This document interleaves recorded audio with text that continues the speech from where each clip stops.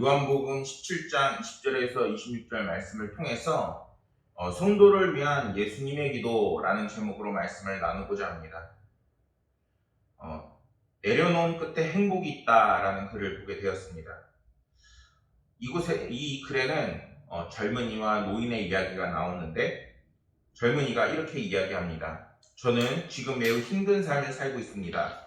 매 순간 스트레스로 인해서 너무나도 힘이 듭니다. 행복해지는 비결을 가르쳐 주십시오 하고 노인한테 젊은이가 이야기를 합니다. 이 말을 들은 노인이 젊은이에게 가방을 건네면서 말을 합니다. 지금 정원을 갖고 와야 하니 기다려주게. 그리고 이 가방을 좀 들고 있게나 이렇게 이야기를 했습니다. 가방에 무엇이 들었는지 모르겠지만 크고 무겁지 않았습니다. 그런데 시간이 지나자 가방이 무겁다는 생각이 들고 어깨가 막 쑤셔오기 시작했습니다. 하지만 노인은 계속해서 일을 하고 있었고 젊은이가 노인에게 물었습니다. 어르신, 이 가방을 도대체 언제까지 들고 있어야 하나요? 그러자 노인이 젊은이를 쳐다보면서 조용히 말했습니다. 젊은이, 가방이 그렇게 무거웠으면 내려놓으면 되지. 이렇게 대답을 한 것입니다. 너무나도 허무하고 또 간단한 상황인 것이죠. 바로 그 순간 젊은이는 커다란 깨달음을 얻었는데 행복해지기 위해서는 자신이 들고 있는 마음의 짐을 내려놓으면 된다라는 이야기입니다. 사실 이 이야기에서는 우리가 사람들마다 가지고 있는 문제와 어려움이 있는데 또 어떤 사람은 문제라기보다는 자신의 욕심이 또는 다른 문제가 나를 힘들게 하고 짓눌릴 수 있습니다. 그런 것들을 내려놓아야 한다고 이야기합니다.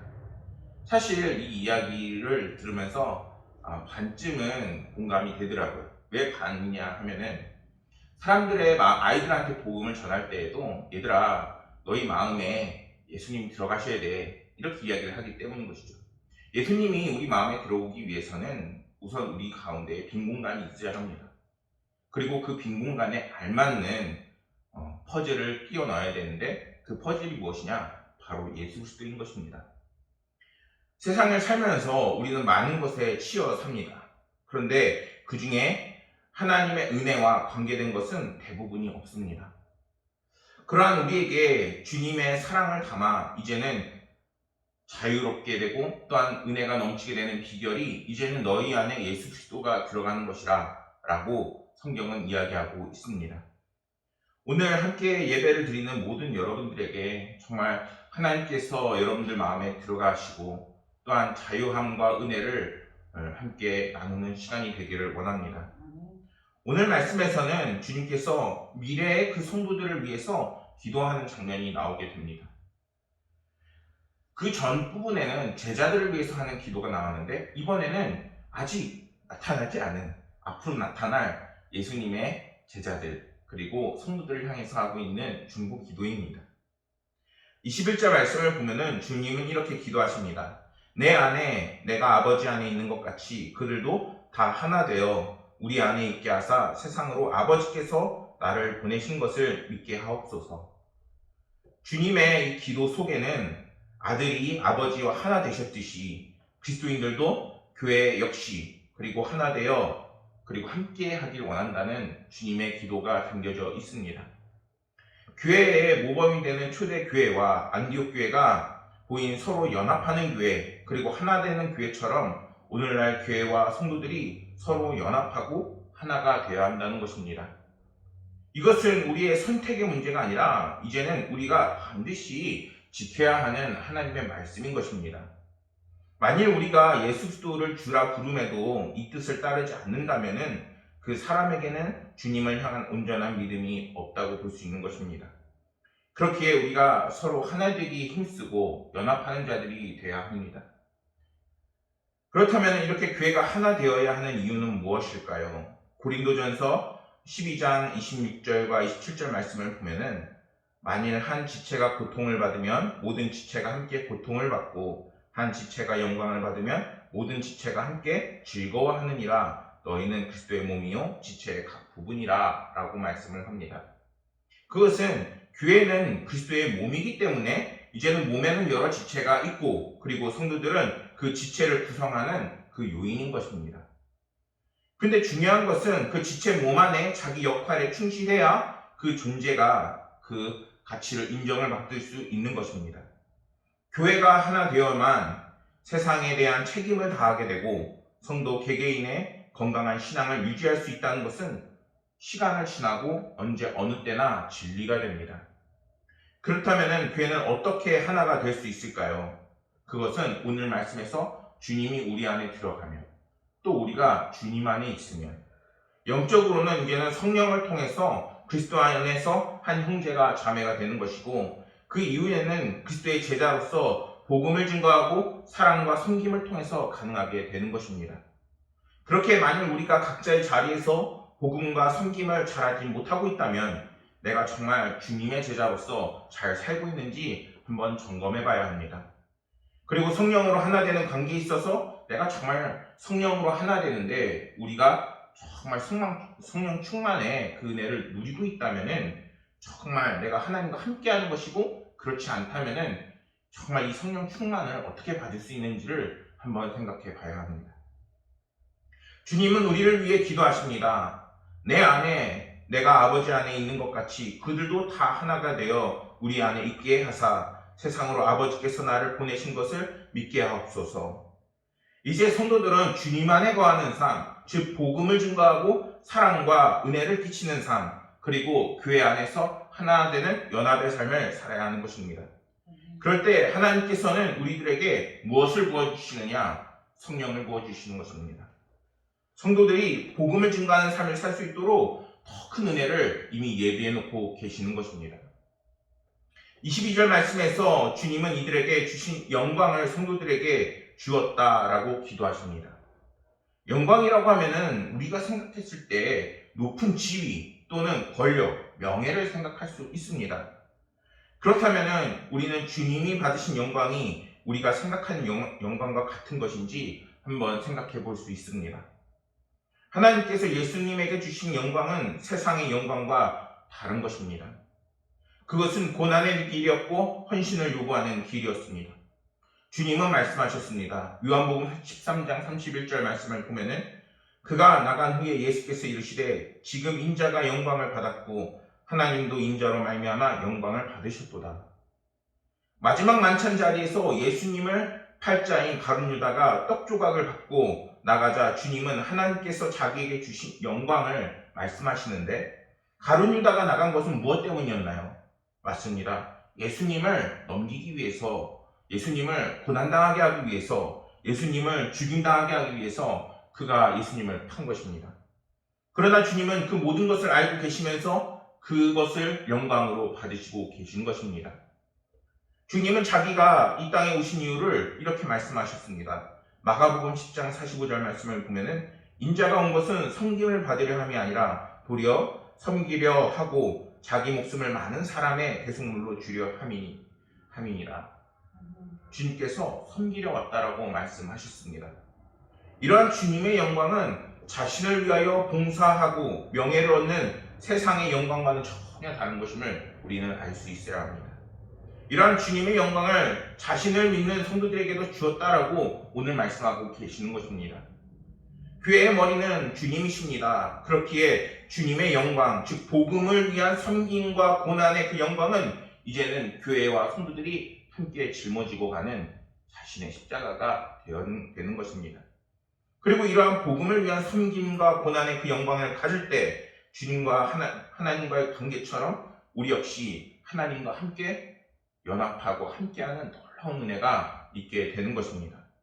성경은 이것을 23절 말씀에서 뭐라 말씀하시느냐? 온전함을 이루어 하나 되게 하려 함이라 이렇게 말씀하고 있는 것입니다. 이 말씀은 주님이 성도 안에서 하나님께서 주신 주님 안에 계시는 그 목적을 분명하게 보여주는 것입니다. 온전함을 이라는 표현에서 원어로는 발음을 텔레레이 오메노이라는 표현을 사용합니다. 이 표현에는 완전하며 완전하게 이르게 한다는 뜻을 담고 있는데 이것을 완전하고 부족함이 없다라는 의미를 전달하고 있습니다.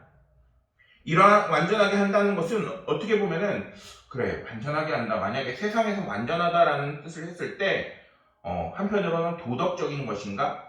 아니면 윤리적인 것인가? 아니면은 다른 우리가 알지 못하는 성경 말씀을 따라 그냥 지키는 그러한 삶인가? 이렇게 생각할 수 있습니다. 그런데 완전히 하나가 되게 한다는 것은 그 틈에 아무것도 낄 자리가 없다는 것입니다. 불화나 사소한 다툼이나 그 모든 것들을 허용하지 않는다는 것입니다. 이러한 주님의 기도는 사람들이 기회만 주어지면 편을 가르고 당을 만들고 그리고 나뉘기를 즐겨하는 그러한 존재라는 사실을 알면서 염려의 그 기도를 하고 계신 것입니다. 그렇다면 이런 하나 되게 하면 어떤 것인가요?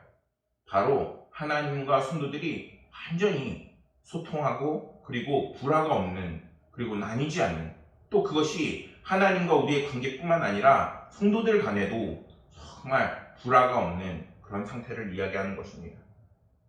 그렇다면 성도들은 어떠한 모습으로 하나됨을 이루어야 할까요? 고린도전서 1장 10절 말씀을 보면은 형제들아 내가 우리 주 예수 그리스도의 이름으로 너희를 권하노니 모두가 같은 말을 하고 너희 가운데 분쟁이 없이 같은 마음과 같은 뜻으로 온전히 합하라 이렇게 말씀하고 있습니다.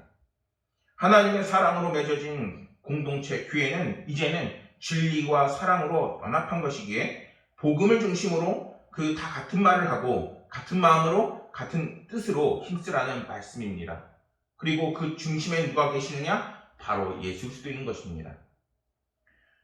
고린도전서 3장 3절 말씀을 보면 이렇게 말씀합니다. 너희는 아직도 육신에 속한 자로다. 너희 가운데 시기와 분쟁이 있으니 어찌 육신에 속하여 사람을 따라 행함이 아니리오 라고 말씀합니다.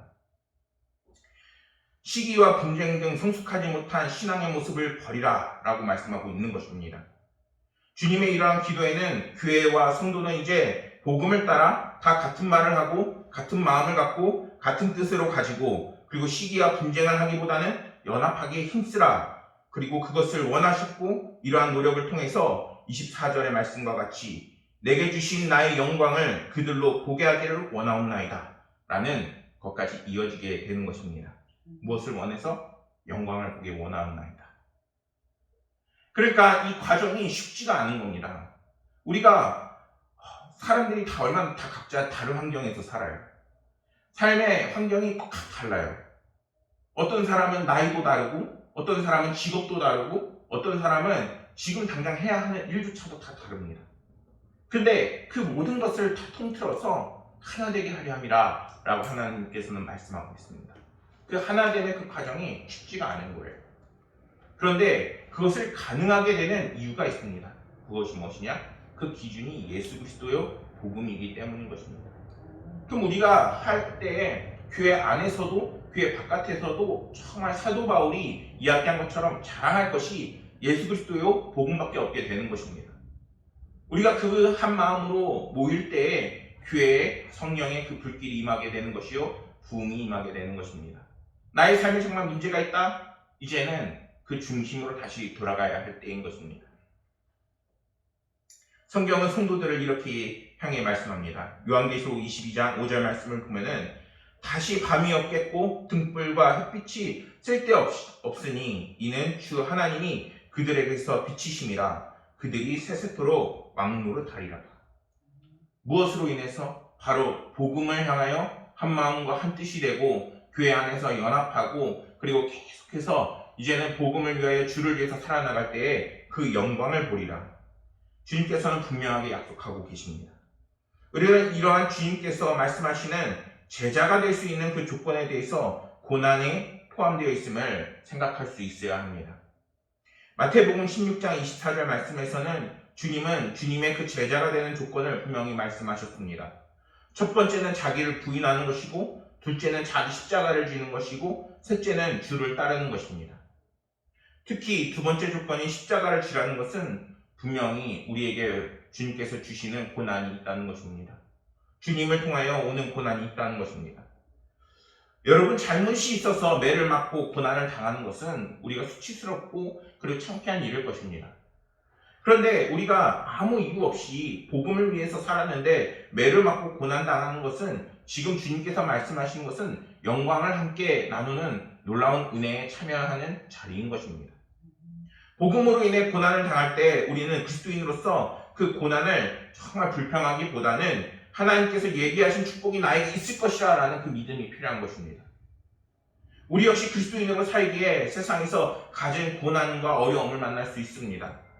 우리 지금 세상의 핍박과 고난보다도 세상이 주는 유혹이 더 큰 문제입니다.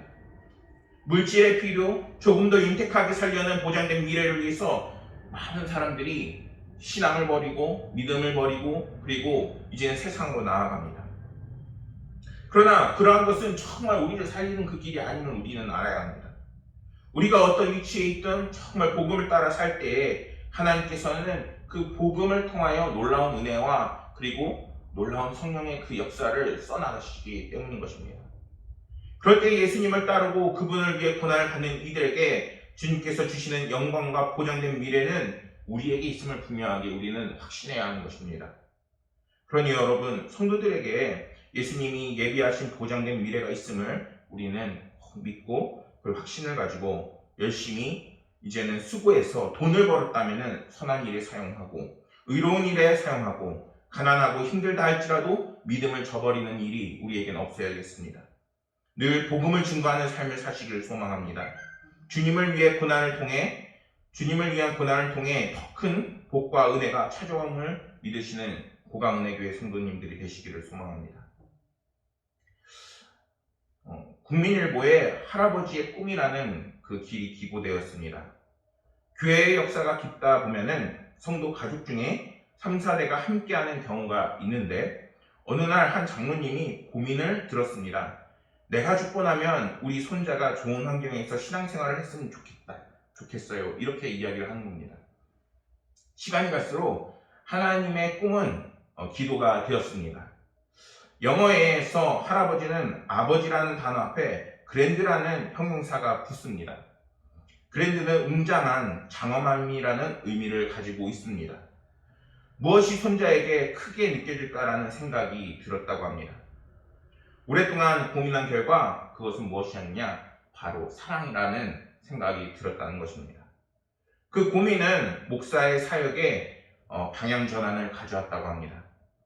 정책 당회를 열면서 할아버지의 자녀들을 향한 사랑은 교회의 미래에 대한 고민으로 이어지고 그 고민은 비전이라는 결과물을 낳았다는 이야기입니다. 할아버지보다 더 큰 사랑이 있으니 바로 그 사랑은 주님의 사랑이라고 이야기를 했습니다. 주님은 한순간도 놓치지 않고 우리를 위해 고민하고 계십니다. 그 고민의 끝은 십자가의 사랑이라는 것이죠. 십자가 사랑에서 우리는 비전을 꿈꾸고 그리고 우리는 이제는 주님께서 주시는 그 사명이 이제는 주님의 사랑이 되어지는 것입니다. 25절 말씀에서 주님께서는 세상이 하나님을 알지 못한다고 분명하게 말씀합니다. 이것은 세상의 특징이 하나님에 대한 무지하다는 것입니다. 여기서 하나님에 대해서 무지하다는 것은 심지어 반역적이라는 의미 역시 함축되어 있습니다. 그래서 에베소서 2장 3절 말씀에서는 그들이 본질상의 하나님의 진노 아래 있다고 분명하게 성경은 증언합니다. 마태복음 23장 33절 말씀에서는 주님께서 그들에게 대해서 지옥 판결을 피할 수 없을 거라고 분명하게 이야기하십니다. 그런데 이제는 주님을 통해서 저희에게 알게 하신다고 분명하게 말씀합니다. 26절 말씀을 보면은 내가 아버지의 이름을 그에게 알게 하였고 또 알게 하리니 이는 나를 사랑하신 사랑이 그들 안에 있고 나도 그들 안에 있게 하려 함이니이다. 이렇게 주님께서는 기도하고 계십니다. 또 알게 하리니 라는 말씀은 원어로 카이 크로노리소라고 발음을 합니다. 이것은 십자가의 사건 그리고 우리가 사도행전에서 나오는 성령 강림의 그 사건을 통해서 성도들에게 하나님의 이름을 알리실 것을 말씀하는 것입니다. 사랑하는 성도 여러분, 여러분들에게 정말 주님께서 이제는 기도를 주시고 그리고 한없는 사랑과 놀라운 은혜를 지금 말씀하고 계십니다. 그러면서 우리가 주님 안에서 늘 하나님과 동행하며 성숙한 그리스도인이 되기를 주님께서는 간절히 기도하고 계심을 우리는 알 수 있어야 합니다. 오늘 말씀을 기억하면서 이제는 우리가 더욱 성숙한 그리스도인이 되기를 소망합니다. 때로는 정말 교회 안에서 힘들고 어려운 일이 생기고 또한 복음을 따라 살았는데 우리에게 어려움이 생기고 정말 주님을 바라봄에 있어서 정말 오히려 실족함이 있고, 그런데 그 모든 상황 속에서 주님께서는 이야기하십니다. 너희가 내 안에 있고 내가 너희 안에 거하고. 분명히 하나님께서 여러분들의 삶에 더 큰 은혜를 예비해 놓고 계십니다. 그것을 믿고 확신하며 더욱더 그 믿음을 붙잡으며, 그리고 세상이 주는 보장된 미래가 아니라 하나님이 주시는 보장된 미래를 통해서 희망과 소망을 갖고 살아나가시는 모든 성도님들이 되시기를 간절히 소망하겠습니다. 기도하겠습니다. 아버지 하나님, 오늘은 말씀을 통해서 정말 주님께서 성도들을 위해 하신 그 기도를 함께 나누었습니다. 아버지 하나님께서 얼마나 성도들을 사랑하셨는지, 그리고 또 그들이 주님 안에서 떠나지 않고 하나님이 주시는 은혜와 성령 충만의 놀라운 역사를 받기를 원하시는지 듣게 되었습니다. 아버지 하나님이시여, 우리가 그것을 위해서 더욱더 성숙한 그리스도인, 그리고 교회를 사랑하고 함께 연합하는 성도들이 되게 하여 주시옵소서. 아버지 하나님께서 모든 순간에 성도들이 받는 어려움과 힘든 과정에서도 믿음을 놓치지 않고 더욱더 주를 사랑하는 데에 힘쓰고 하나 되게 힘쓰게 하는 능력과 힘을 주실 것을 믿으며 모든 말씀 우리 예수 그리스도 이름으로 기도드렸습니다.